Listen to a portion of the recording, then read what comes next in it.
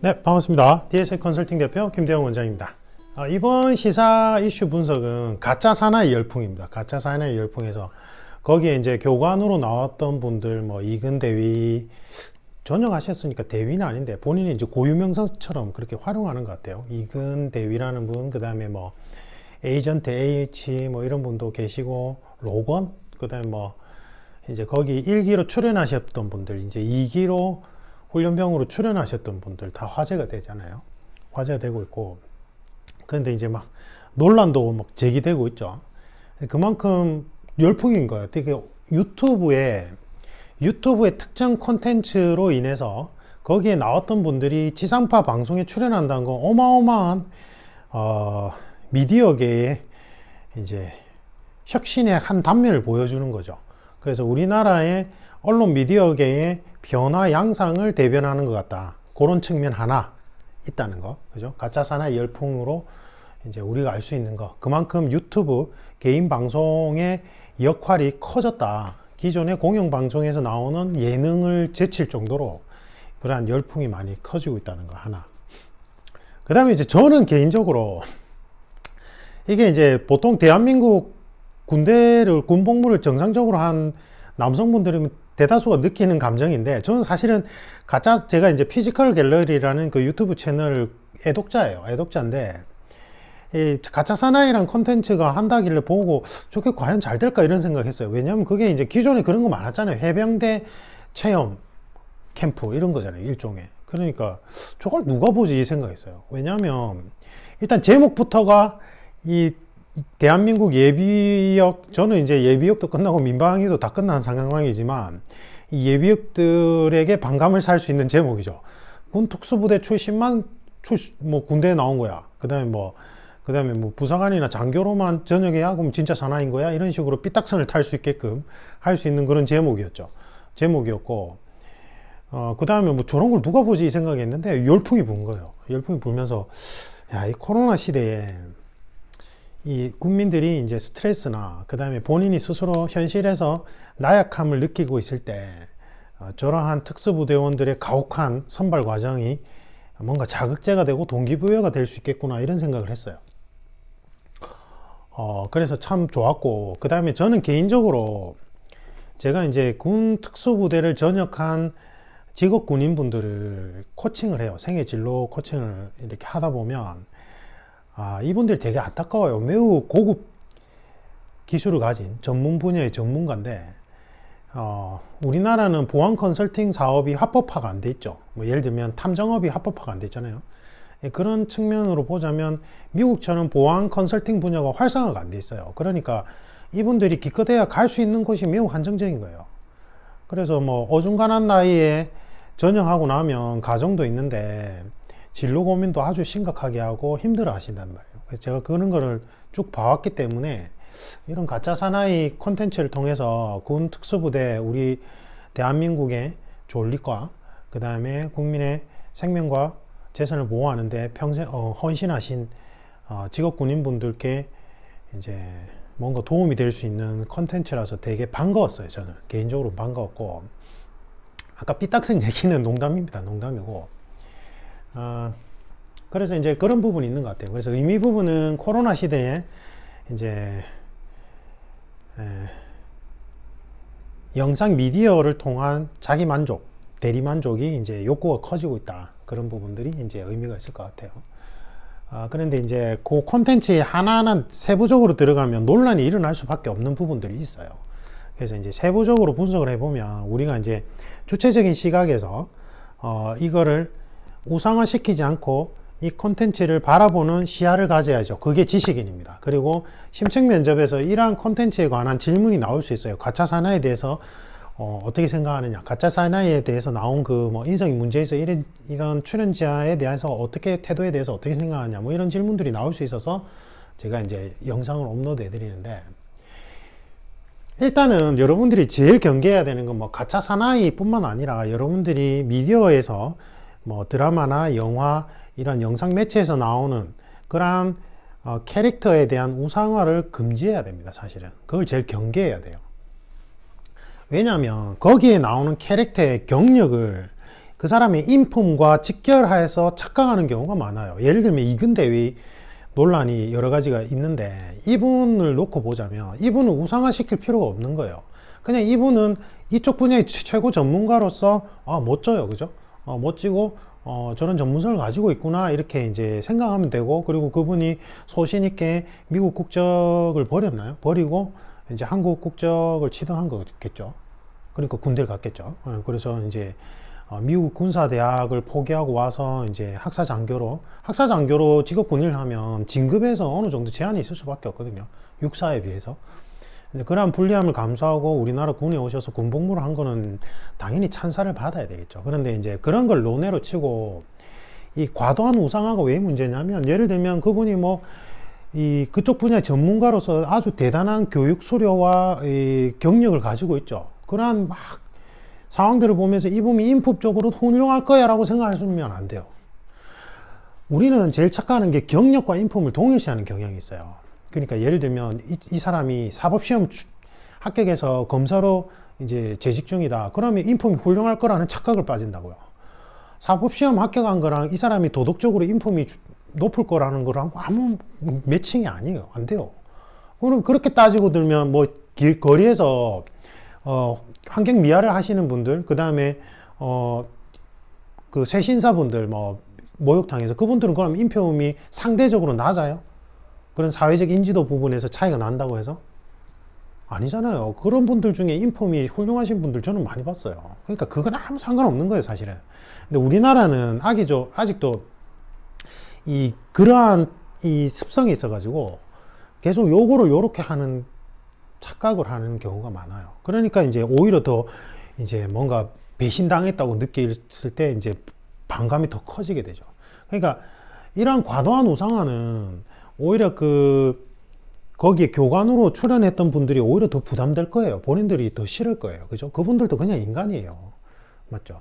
제가 무술 오래 수련했잖아요. 제가 이제 무술 고단자분들 7, 8단 선생님들 보면 이게 이제 무술순열이라는 건 정신과 육체를 단련하는 거잖아요. 그리고 이제 거기에 이론을 보면 불교나 도가 그런 윤리, 도덕적인 이론들이 바탕이 돼야 돼서 어떤 무술수련을 그렇게 정진해서 한 40년, 50년씩 수련한 분들이 되게 뭔가 성인이 되어 있을 것 같은데, 그러한 고단자분들 중에 진짜 인격적으로 전혀 본받고 싶지 않은 분들이 있어요.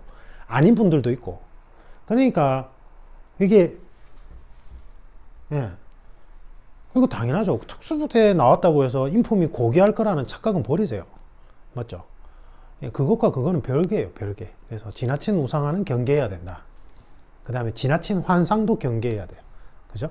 그러한 자세적인 부분을 하나가 체크를 해야 되고, 그 다음에 디테일한 부분에서 들어가자면, 저는 이제 교육 프로그램 설계자로서 바라본다면 사실은 군의 교육 방식은 좀 시대에 뒤처진 경우들이 많아요. 이제 그게 제일 대표적인 게 선발 방식인데, 이제 UDT 내비실 그 출신자분들은 우리는 선발된 방식을 통과한 사람이라서 자부심이 높잖아요. 그렇게 되면 문제가 뭐냐면 그 선발 과정에 탈락한 사람들은 과연 실패자예요? 그 사람들은 의지도 없는 사람이에요? 그런 사람들은 인격적으로 뭔가 덜 된 사람이에요? 그게 아니라는 거예요. 제가 코칭했던 우리 공안직계통 준비생분들 중에 북파공작원이죠. 그쪽 이제 기무사 말고 이름 기억이 안 나는데 돼지부대로 부르는 데 있어요. 그러니까 UDT만큼 오히려 더 힘든 정보사 쪽, 그쪽 이제 간부직으로 이제 지원을 했다가 선발 과정에서 탈락을 하고 이제 접은 친구들이 있어요. 그다음에 그런 유사 특수부대 접고 이제 다른 삶을 시작하는 분들이 있는데, 그럼 그분들은 실패자예요? 자기가 스스로 실패자라고 단정하는 경우가 많아요. 위축되는 경우도 많고. 근데 선발 방식이란 게 문제가 매우 많아요. 교육론적인 측면에서 보면. 왜냐하면 이거는 이 선발 당시의 사람의 능력치를 가지고 평가를 내려버리는 거예요. 선발 당시 때 사람이 그 선발 당시 때 나의 모습이 나를 전체를 대변하지는 않아요. 왜? 인간에게는 잠재력이라는 요소가 있기 때문에. 근데 선발 방식은 그 잠재력을 무시하게 돼요. 물론 다각적인 측면에서 잠재력까지 고려해서 선발한다고 하겠지만 실제로 선발할 때 주되게 책정할 수밖에 없는 건 그 현재 상황인 거예요. 제일 대표적인 게 뭐냐면 체력은 노내로 치고 극한 상황일 때 이 사람의 뭐 어떤 공동체 의식이나 인성이나 의지를 볼 수 있다. 그래서 너는 공동체 의식이 좀 부족한 것 같아. 또는 인간관계에서 뭔가 협업이 좀 부족한 것 같아. 너는 인성 탈락이야. 우리 군의 특수부대에는 맞지 않아. 그리고 의지가 지금 보니까 너는 의지 박약이야. 너는 맞지 않아 라고 하겠죠. 그런데 이게 이제 교육론적인 측면에서 보면 옛날에는 인성이나 의지가 탁월한다고 생각했어요. 그래서 그걸 전제로 이러한 교육 선발 시스템이 구축이 됐던 거예요. 근데 현대 과학자들, 교육학자들이나 과학자들이 연구를 하다 보니까 인성이나 의지라는 요소들도 선천적인 부분도 분명히 있겠지만 후천적인 부분에 의해서 충분히 강화될 수 있고 바뀔 수 있다는 게 지금 현재 거의 통설이에요. 그래서 이것도 근육처럼 단련이 되고 향상이 되기 때문에 선발 방식으로 이제 구축을 할 경우에는 잠재 가능성이 높은 인재들을 놓치게 돼요.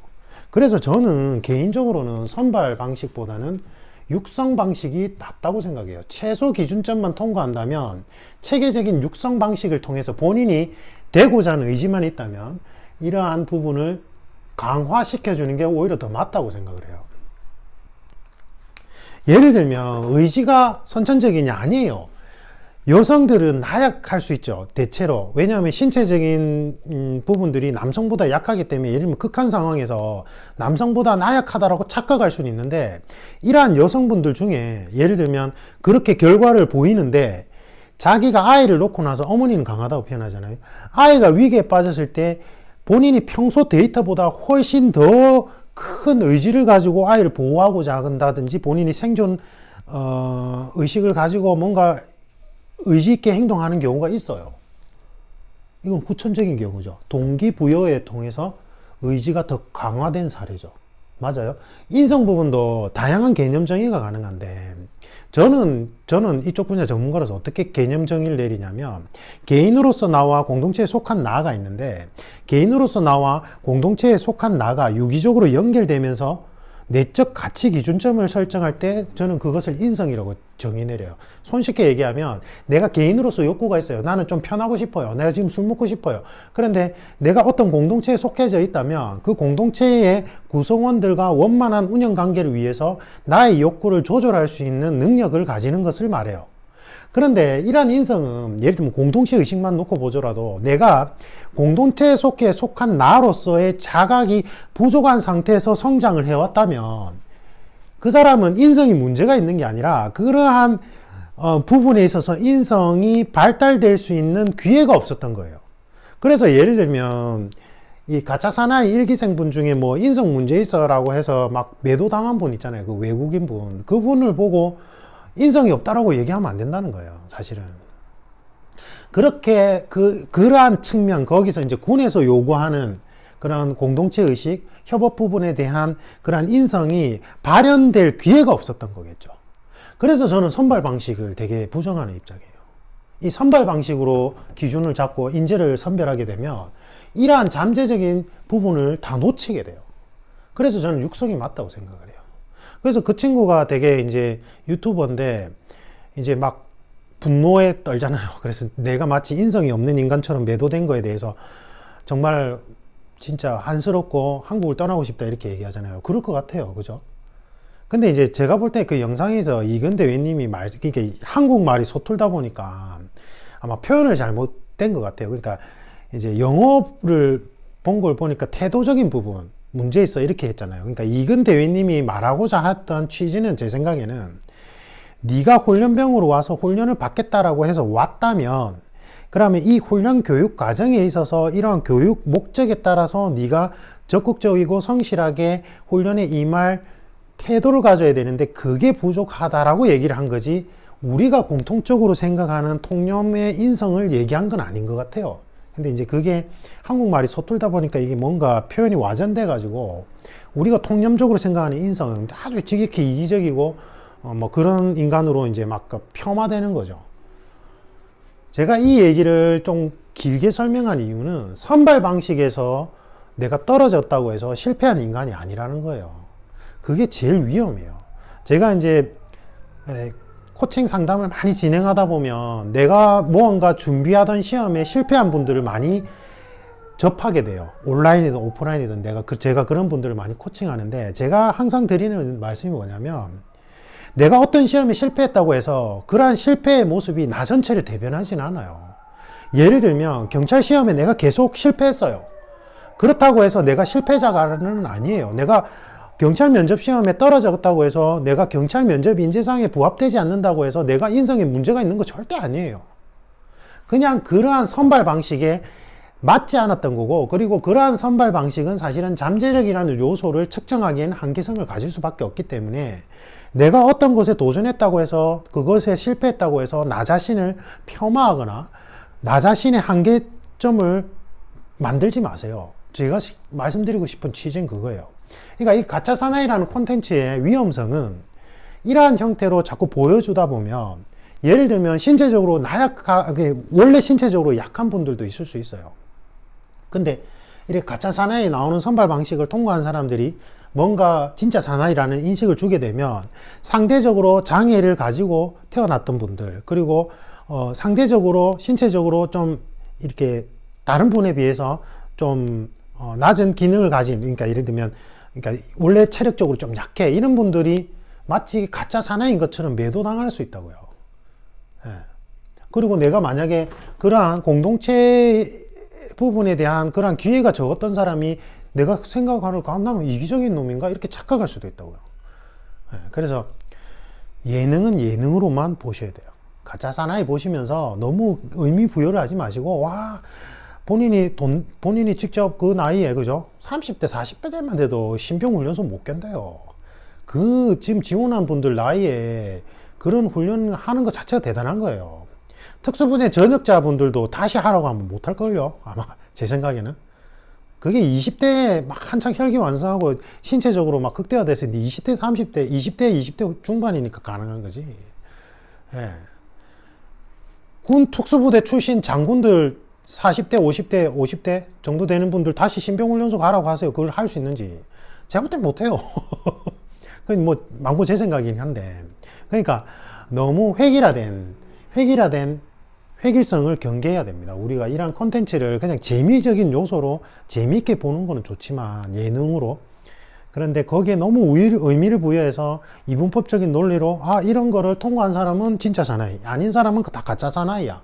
난 가짜 사나이야. 그리고 나는 이런 선발에 실패했으니까 나 자신을 실패한 인간이라고 단정 지어버리고 획일화시켜서 한계를 짓지 말라는 거예요. 이러한 콘텐츠에서 사회적 이미지를 줄 수 있는 부분이 그러한 오류가 있을 수 있으니, 우리가 그러한 부분은 주체적으로 판단을 내려서 받아들일 건 받아들이고, 이렇게 경계해야 될 부분은 경계하는 게 좋다는 거죠. 그게 좋아요. 그게 제가 드리고 싶은 말씀이에요. 좀 길게 설명했는데 어떤 취지로 제가 말씀드렸는지 이해를 하셨을 거라고 생각하고, 제가 이렇게 좀 추상적으로 자꾸 설명한 이유는, 제가 전에 그랬죠. 제가 너무 정리해서 말씀드리면 여러분들 그대로 타이핑 쳐서 면접 답변에 그대로 활용해야 된단 말이에요. 그렇게 하지 마시고, 제가 설명드린 내용을 여러분들의 언어 표현으로 다시 정리해서 말하는 연습을 많이 하셔야 됩니다. 심층 면접은. 그죠? 그렇게 하셨으면 좋겠고, 그리고 제가 드리고 싶은 말씀이 이런 거 있는 것 같아요. 저는 20대, 30대를 뒤돌아보면 정말 부끄러웠던 일들이 많았던 것 같아요. 혈기가 왕성하다 보니까 저도 모르게 다른 분들에게 피해를 줬던 경험도 있는 것 같고, 그래서 부끄러웠던 기억들이 많아요. 그런데 제가 그나마 나은 인간이라고 생각하는 건, 그때 부끄러운 기억들을 부끄럽다라고 인식하고 자기 합리화하지 않고 다음부터는 그렇게 하지 않으려고 노력하는 사람이라는 거. 그래서 인간은 누구나 그런 것 같아요. 누구나 윤리 도덕적으로 완벽할 수는 없어요. 그건 신이죠. 맞죠? 근데 우리는 너무 엄격한 잣대를 다른 사람한테 들이미는 경향이 있어요. 그래서 그렇게 하지 마시고 대신에 자기 합리화를 경계해야 돼요. 심층 면접에서 어떤 공안직 분야든 어떤 공공기관이든지 간에 중요 체크 포인트는 자기 합리화를 이 사람이 스스로 경계하는가 이거거든요. 그래서 자기 합리화만 하지 않고 내가 젊었을 때 또는 내가 예전에 실수했던 걸 충분히 반성하고 앞으로 나아가고 그것을 다시는 반복하지 않으려는 자세를 가지고 있을 때 그건 괜찮아요. 근데 우리는 너무나 쉽게 다른 사람의 실수를 이제 크게 부풀리거나 그리고 그걸로 전체를 그 사람을 평가하려는 이제 오류를 범하기가 쉽죠. 그래서 그거를 검도에서는 뭐라고 얘기하냐면 자기 칼에는 엄격하되 남의 칼에는 관대하라 이렇게 얘기해요. 막 스파링 하다 보면 내가 친 거는 머리, 상대방이 친 건 머리 아니야. 뭐 기금체 일치도 안 되고 뭐 동작도 좀 이상했어 이렇게 하지 말고 내가 공격한 거는 나에게 엄격한 잣대를 들이밀어서 요게 좀 부족했던 것 같아. 그러한 태도를 가지면 발전 가능성이 있고 상대방이 머리 맞으면 그래 이것도 머리야 좋은 머리였어요 이렇게 상대방의 칼에는 관대하는 태도를 가질 때 발전할 수 있다는 거죠. 사실은 더 많이 있는데 그냥 핵심적인 부분만 이렇게 짚어드리겠습니다. 그래서 저는 가짜 사나이라는 콘텐츠가 괜찮은 것 같아요. 근데 개인적으로는 저는 그 매미킴 TV에 가짜 파이터를 저 좋아해요. 제가 무술가다 보니까 무술을 좋아하다 보니까 가짜 사나이도 좋은 취지로 만들어졌다고 생각하고 어쨌든 우리 군 특수부대에 전역하신 분들이 정말로 직업 군인으로서 대한민국의 안전과 수호 그 다음에 국민들의 생명과 재산을 위해서 헌신하신 분들이잖아요. 그런 분들께 저는 경의를 표현하고 그런 부분에서 우리가 응원을 해야 되는 건 국민 한 사람으로서 당연하다고 생각합니다. 당연하다고 생각하고 그런 분들이 좀 잘 될 수 있는 그러한 기반이 갖춰졌으면 좋겠어요. 이러한 콘텐츠를 계기로 해서 이상입니다. 감사합니다.